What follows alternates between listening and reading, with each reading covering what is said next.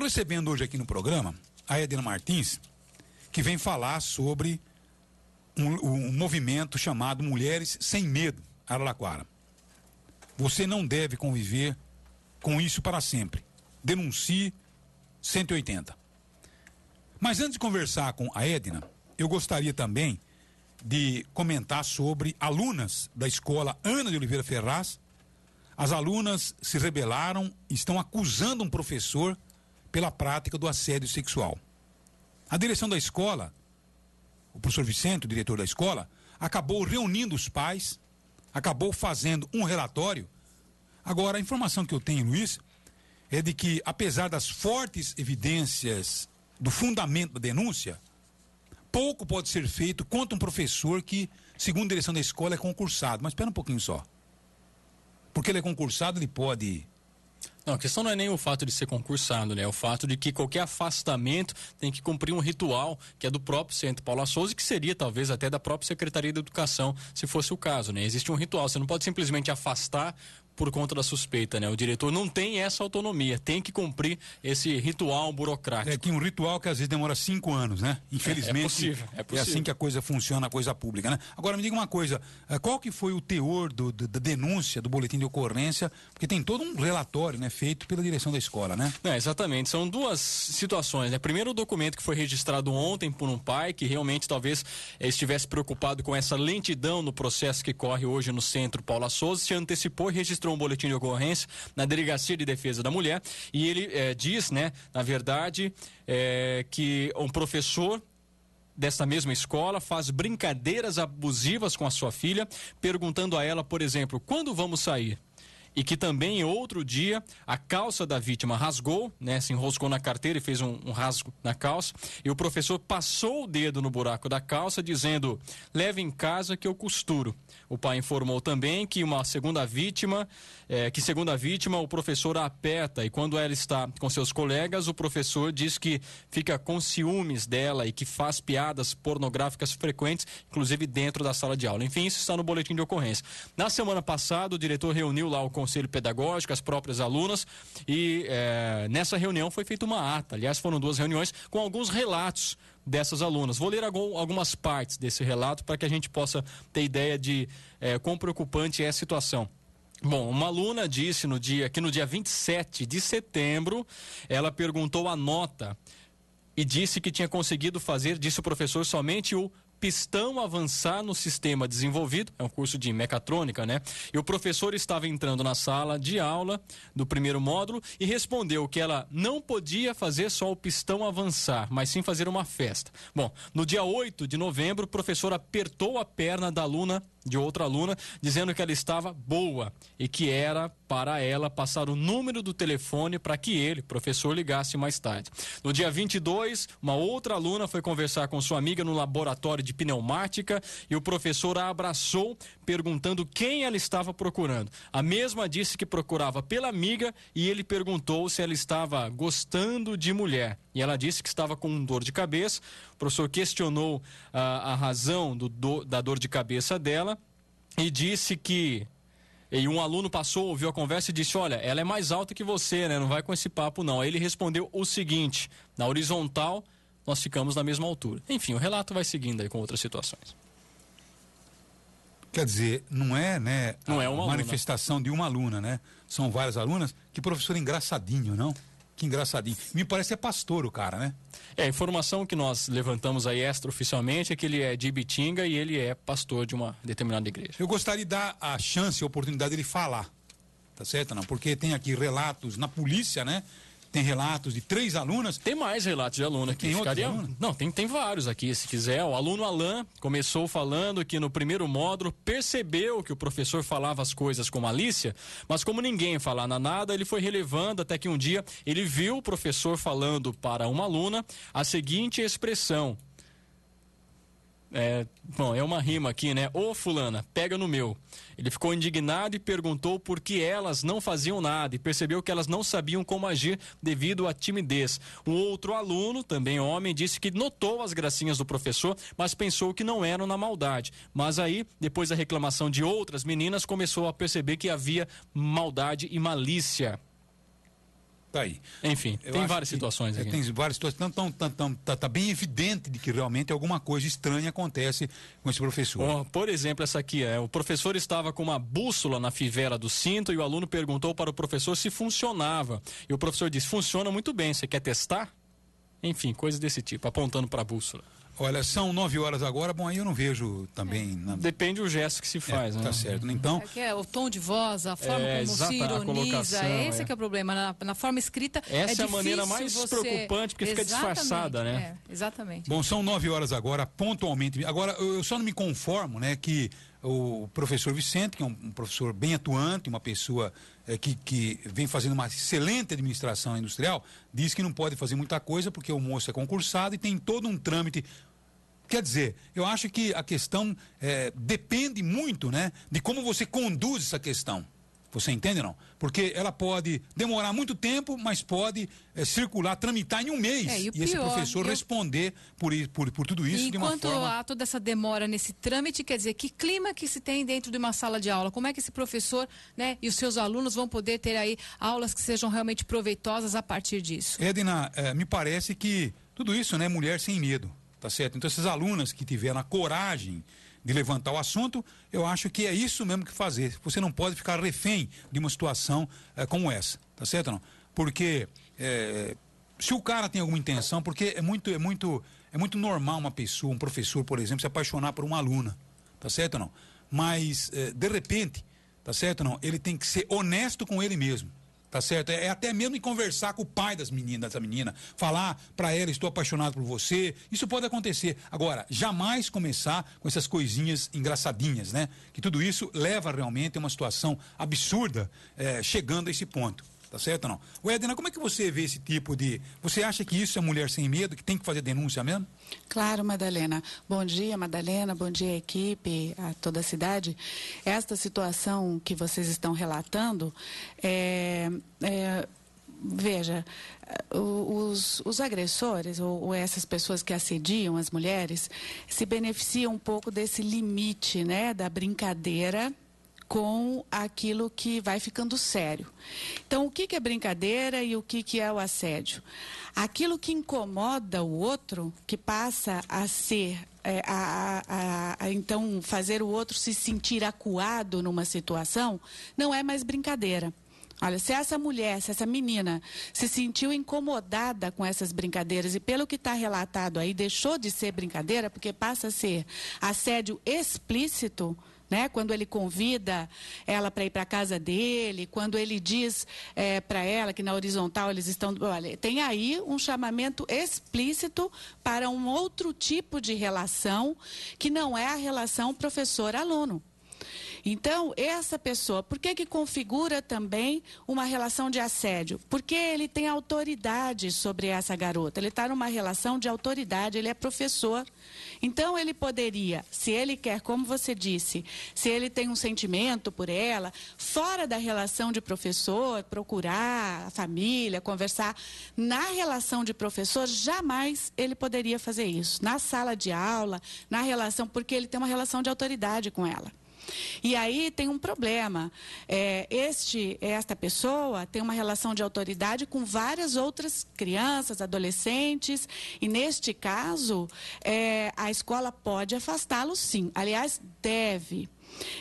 Eu quero, inclusive, poder ter acesso a esse, na condição de presidente do Conselho Municipal da Mulher, poder ter acesso a esse processo e poder conversar com as autoridades que estão envolvidas nisso, porque eu acho que nós podemos, sim, ter um outro tipo de atitude em relação a esse tipo de caso. Acho que a legislação nos permite isso. Eu não sei quais são as regras da instituição a qual ele faz parte, mas a legislação, o ECA, a própria Lei Maria da Penha, enfim, nos dá instrumentos para que esse tipo de coisa não continue acontecendo. Essa menina está sendo assediada seriamente. Você tem toda a razão, porque o professor pode não ter dispositivos, né, dentro do relacionamento escola-professor, Secretaria de Educação e professor, mas tem como cidadão, outras... É isso. E tem outros complementos que, logicamente, tem leis, né? Que é o caso da Lei Maria da Penha, que é o caso de outras leis que certamente estão aí protegendo as pessoas. Não é porque ele é concursado que ele tem o direito de fazer o que ele deseja. Exatamente. Ele não está protegido pela instituição. Como cidadão, ele não pode fazer isso. E é disso que nós estamos falando, Madalena. Neste ano, nós estamos lançando aqui em Araraquara, dia 25 de novembro, Madalena, é o Dia Internacional da Não Violência contra a Mulher. Infelizmente, e o seu programa é testemunha, desde 80 e pouco, nós estamos aqui em Araraquara trabalhando com essa questão da violência contra a mulher no município, né? Já vimos muitas coisas, né?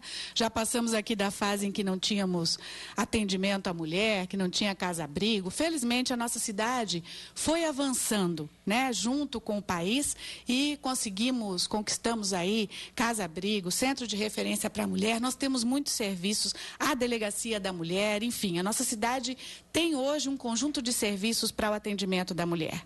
Mas nós precisamos aprimorar o atendimento à mulher vítima de violência aqui. E precisamos também, cada vez mais, orientar as mulheres. Apesar de tudo isso que nós temos, de lei, de serviços, as mulheres ainda convivem com muito medo para denunciar essa violência. E às vezes convivem com isso sozinhas dentro de casa, com 1000 angústias na cabeça, ou uma garota dessa sem saber se pode ou não denunciar o professor. O que nós estamos fazendo agora? Nós queremos conversar direto com essa mulher que é vítima de violência e dizer para você que você não precisa ficar vivendo isso sozinha. Se você não tomou ainda uma decisão de que quer denunciar, se você não sabe o que vai fazer ainda, aqui em Araraquara nós temos um centro de referência da mulher. Você pode ir lá só para conversar, só para não viver isso sozinha, né? Para poder se orientar. Pedir orientação, saber dos seus direitos não custa nada, você não precisa ter decidido nada, né? É só não viver com medo sozinha. A gente está aí, esses serviços todos à disposição da mulher, né? Então, se a mulher não procura, tudo isso que a gente conquistou, toda a luta das mulheres não faz sentido, né? Então, a gente está dizendo para a mulherada, Madalena, olha, procura. Ali na Rua 5, no centro da cidade, tem um centro de referência com psicóloga, com uma equipe para essas mulheres. Eu estou acompanhada aqui da Valéria Bronha, ela é coordenadora do Centro de Referência da Mulher, e no contexto dessa campanha que nós estamos fazendo, eu entreguei aí para você um modelo de uma cartilha que nós vamos distribuir nos bairros aqui da cidade, conversar com as mulheres, que é um pouco uma cartilha para isso, para orientar as mulheres assim, para não viver com esse medo e para procurar o Centro de Referência. E no contexto da campanha, a Valéria está anunciando também aqui em Araraquara a criação de um serviço da maior importância, que nós sempre lutamos para que tivesse, que é um plantão do Centro de Referência da Mulher, 24 horas. Acho que a Valéria podia anunciar aqui um pouquinho, falar sobre isso, Valéria. Tá certinho. Enquanto a Valéria, né, se prepara para falar a respeito desse fato, eu já aproveito também, viu, Valéria? Pode isso. Então, eu aproveito também para dizer, viu, Edna e Valéria, que nós temos que começar a trabalhar para fazer uma profunda revisão nessa lei que hoje ainda dá a oportunidade do sujeito bater na mulher, tá certo? Chegar numa delegacia de polícia e ser arbitrado uma fiança. Quer dizer, o espancamento tem preço. Como nós vimos aqui, um elemento que arrebentou o rosto de uma mulher, pagou R$3.000 de multa, o delegado achou que ele não tinha condição de pagar, meteu o dinheiro no modelo risada, pagou, quer dizer, se tiver que cobrar fiança tem que ser acima de milhões, mas muitos milhões de reais, para poder inclusive dar esse dinheiro de volta para a vítima poder, na verdade, se recuperar do trauma. Do trauma. Deu para entender? Não? Porque essas fiancinhas vagabundas, me desculpe o termo, viu? Essas fiancinhas canalhas que estão por aí, isso parece que é feito de propósito para dar o seguinte: o rico pode bater. Se você tiver um pouquinho de dinheiro no bolso, você pode bater na sua mulher, bater em quem você quiser, você paga a fiança e vai embora para casa. Isso tem que acabar urgentemente. Exatamente. Eu não sei se você acha. Eu acho isso também. Bom dia a todos, bom dia, Madalena. Eu também fico indignada da pessoa ir numa delegacia, ser agredida. Hoje em dia tem o flagrante, a própria Lei Maria da Penha. Se é dado flagrante, o homem vai para a cadeia e tem que ser arbitrada essa fiança. É lamentável, porque infelizmente nós temos bem aquela coisa. Você tem dinheiro, você não vai para a cadeia. Se você não tem, você vai. Quando a Lei Maria da Penha é igual para todos. Inclusive a lei, né, perante todos é igual, ela é igualitária. Então não teria que ter essa diferença. Realmente é lamentável. É lamentável. Agora é uma outra briga que nós temos que travar, né? Mas eu não vejo as grandes revistas, os grandes jornais falando a respeito disso, porque de repente os donos também estão meio envolvidos nisso, sabe? Então são meio machistas, né? Já estão acostumados com isso. Porque você viu, não sei se... Agora um Boni está dizendo que quem disse isso foi o Roberto Marinho. Outros estão dizendo, mas na verdade no Estadão circulava isso. Nos meus comunistas mando eu. Quer dizer, o dono de jornal, de grande jornal, tem isso também, né? Eles mandam. Na minha mulher mando eu. Se eu quiser bater, eu bato. Então é assim. Rico faz exatamente assim, né? Aliás, rico, desculpem, né? Aqueles poderosos, né? Os poderosos. Então precisa tomar muito cuidado com isso, porque de repente você protege aquele que tem dinheiro e sempre punição é só para quem realmente não tem condições. Agora me conte um pouquinho daquilo que vocês vão promover com Mulheres Sem Medo. Então, esse programa, como a Edna falou, esse programa Mulheres Sem Medo, esse movimento na cidade, ele vem de encontro a esse trabalho que já vem sendo desenvolvido. Então, na realidade, nós incentivamos essa mulher para que elas denunciem. O centro de referência hoje, eu implantei agora, porque há 2 semanas atrás que eu assumi a coordenadoria de políticas públicas, e eu implantei no centro de referência o telefone de plantão, porque ele funciona 24 horas, tá? De segunda a segunda. As mulheres, elas podem estar ligando, é que nem a Edna falou, mesmo aquelas que têm medo ainda, que não se sentem totalmente seguras em fazer a denúncia, dá uma ligadinha pra gente, liga que a gente vai orientá-la, a gente vai acompanhá-la, porque eu acho que o importante, né, nessa campanha, o que a gente está querendo com as mulheres é de encorajá-las, né? A gente sabe o quanto é difícil para elas realizarem a denúncia, tá fazendo essa denúncia, mas é importante porque como a gente está batendo sempre nessa mesma tecla, o nosso município é privilegiado, Madalena, ele tem muitas políticas públicas voltadas para as mulheres, então é muito interessante que elas aproveitem todos esses mecanismos que nós oferecemos aqui na cidade. Me passa o telefone, por favor, esse telefone que hoje vocês têm lá para atender especialmente a mulher que de repente tem algum receio e precisa é uma orientação que você está muitas vezes precisando de uma força para poder tomar atitude mais correta, né, para você. Qual é o telefone? Exatamente. Esse telefone então é o 9762 0697, que é o do plantão 24 horas. E, Madalena, nós temos também os telefones do Centro de Referência da Mulher, né? Eu vou passar aqui, que é o 3333-6582 e o 3334-2033. O nosso horário de funcionamento é das 8 às 17h30.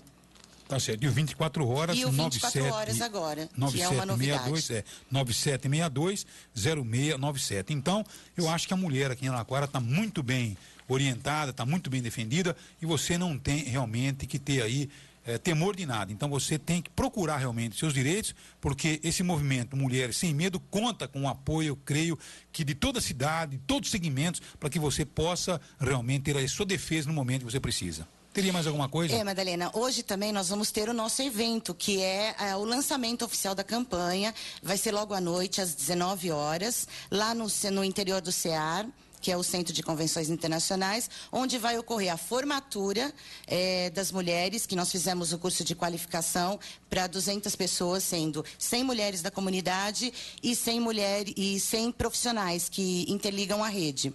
Esse curso foi em parceria com o Sensitar, onde são 6 cidades brasileiras, na qual Araraquara foi contemplada para estar nesse combate à violência, em parceria com o Cedro Mulher, a Prefeitura do Centro de Referência e o Sensitar. Então, hoje vai ser 2 eventos, na realidade, em um só. Nós estaremos realizando a formatura desses profissionais e dessas mulheres e o lançamento oficial da campanha. Então, eu fico aqui desde já o meu convite aberto a todos, que estaremos lá para recebê-los. Muito obrigado, viu? Um abraço a você. Eu que agradeço. Edna, um abraço, viu? Tem mais alguma coisa, Edna, para encerrar a nossa entrevista, que eu acho que é importante, porque é um momento realmente que nós devemos comemorar.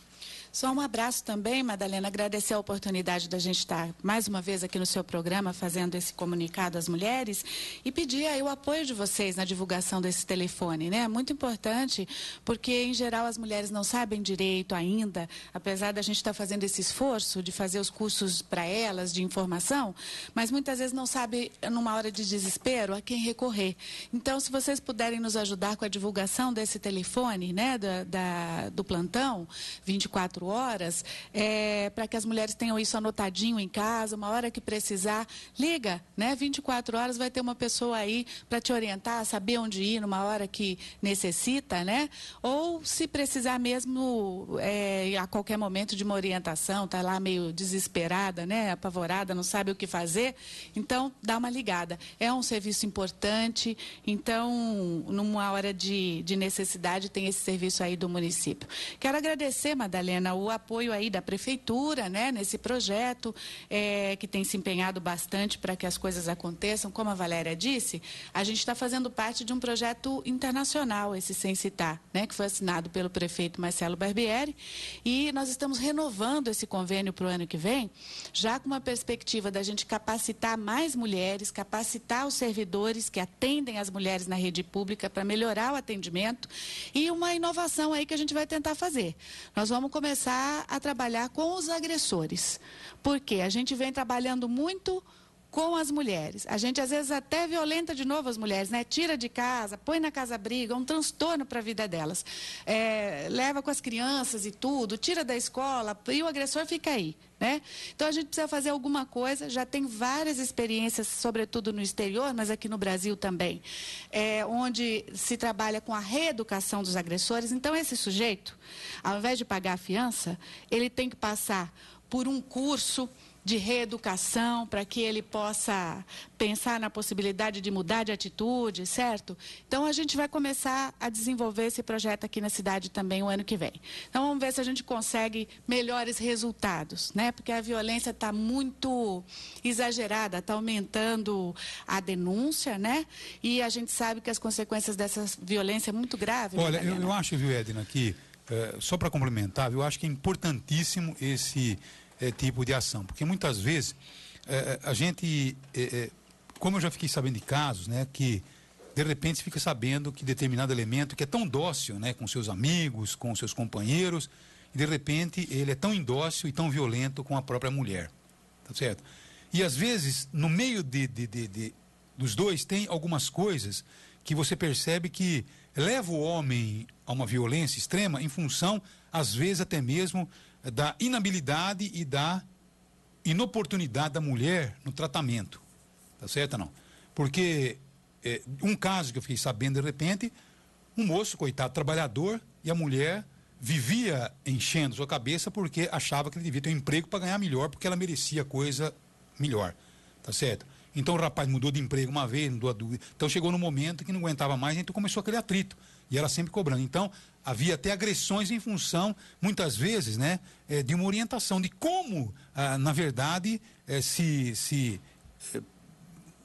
os dois, né, se entenderem para evitar, né, uma situação como essa, né? Porque, olha, nada mais sério, né, do que uma mulher que de repente invoca com a profissão do cara, tá certo ou não? Ou com a roupa que o cara coloca, você percebe? Então, de repente você estimula esse tipo de violência que acontece, que poderia ser evitado com uma conversinha simples, né? Nada justifica a violência, não justifica, lógico, mas é elevado, evidente. Né? Mas se já chega num ponto que o casal não tem esse diálogo, ou essa cobrança mútua, né? O melhor é pôr fim ao relacionamento, buscar algo que realmente te contemple mais do que um relacionamento na base da pressão, né? Agora, a violência já é o limite de tudo isso, né? Normalmente a violência, até como a Edna colocou, está embasada pela autoridade, né? Pessoa que se submete porque está reconhecendo no outro o poder sobre ela. Né? Tá certinho. São 9 horas agora, 40 minutos. Por isso que o próprio Nelson Rodrigues, né? Ele foi conhecido como um autor muito estranho com suas histórias, né? E uma das histórias dele tem exatamente que uma mulher falava exatamente aquilo que o homem não gostaria de ouvir, porque ela gostaria de apanhar. Então, parece que ela sentia prazer em apanhar. Então, ela sempre falava aquilo que ele não gostava de ouvir. Ela apanhava e ficava tudo muito bom. Então, ela ficava satisfeita. Então, me parece que é muito bom conversar também com um agressor. O Nelson Rodrigues foi tido como um bom tempo, como um machista, maluco, um reacionário, machista, mas, enfim, hoje é cultuado por todo mundo por aí. Olha, estou para conhecer alguém que gosta de apanhar, viu, Madalena? Mas olha só. O Nelson falou isso, não falou? Isso é conhecido, Nelson. Né? Mas acho que essa iniciativa tem funcionado em vários lugares. Não vamos dizer que os casos aí mais graves claro. funcionem, né?